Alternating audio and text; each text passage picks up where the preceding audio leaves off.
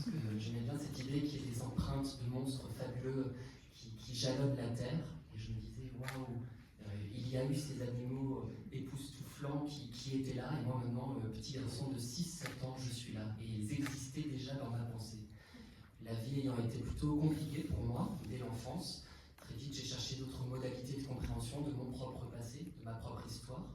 Et puis, je suis devenu psychologue clinicien. Clinicien veut dire à main nue, et on est à main nue face au passé. Et docteur en psychopathologie, psychothérapeute et psy, plein de trucs, mais c'est pas très important.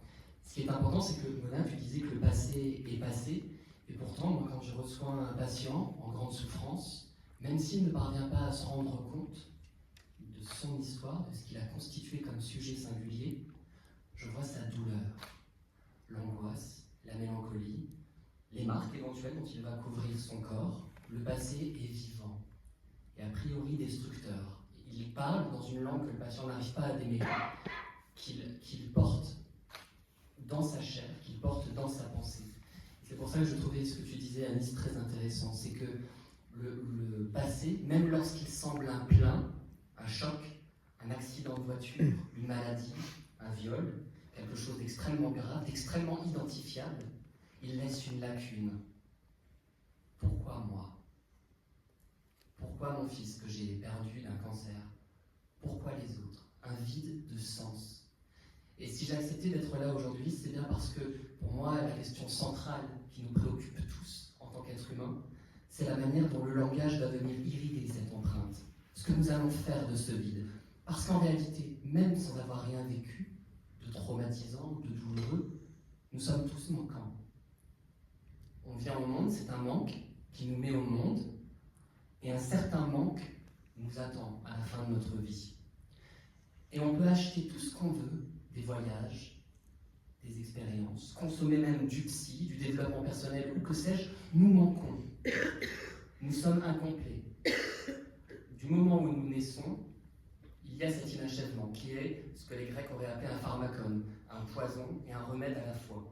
Et il faut pouvoir composer avec ça, avec cette parfaite conscience que nous ne suffirons jamais.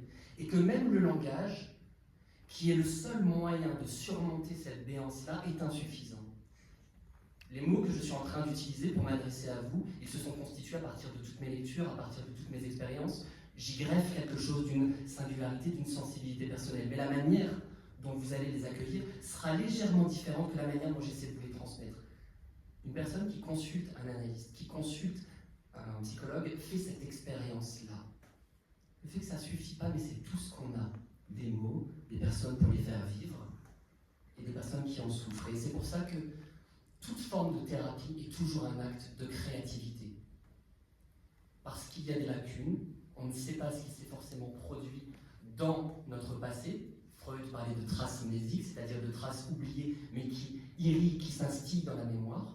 Peut-être même dans les générations précédentes, Dolto disait ce que la première génération ne dit pas, la seconde le porte dans son corps. Et nous, psychologues, psychanalystes, on est juste des petites boussoles pour essayer de mener cette odyssée. J'ai appelé mon avant-dernier les chemins de la thérapie, parce que ce sont des chemins que nous empruntons aux côtés de nos analysants, aux côtés de nos patients, à la recherche non pas d'une vérité, mais de leur narration, de la manière dont leurs questions vont devenir des trajectoires vers elles-mêmes. Et ça, je trouve ça extrêmement précieux.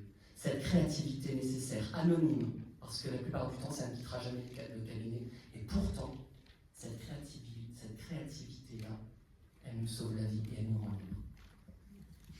Du coup, on l'a dans le cabinet du psychanalyste ou autre, dans l'écriture, dans tout ce que la mise en scène, etc. Et j'avais